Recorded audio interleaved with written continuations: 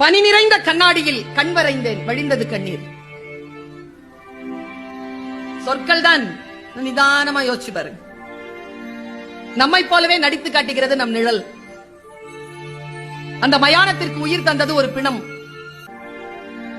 எந்த கிளி ஏமாற்றி சென்றதோ தாடியுடன் இருக்கிறது ஆலமரம்.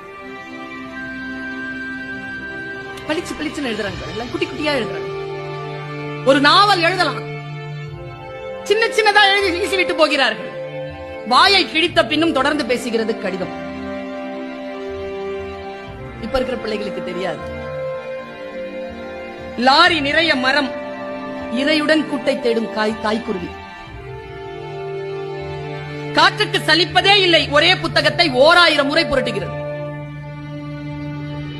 இலையின் நடனம், அதே காற்று, இலையின் மரணம். வீட்டுல போய் யோசிச்சா பதறிடுவீங்க.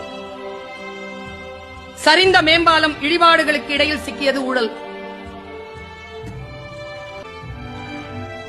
பெருங்கடலை அசைத்துக் கொண்டிருக்கிறது மீன் குஞ்சின் சின்ன துடுப்பு. மீன் குஞ்சுதான், துடுப்பு சின்னதுதான், அசைத்துக் கொண்டிருப்பது பெருங்கடல். காக்கை கூட்டில் காத்திருக்கும் இசை, குயில் முட்டை.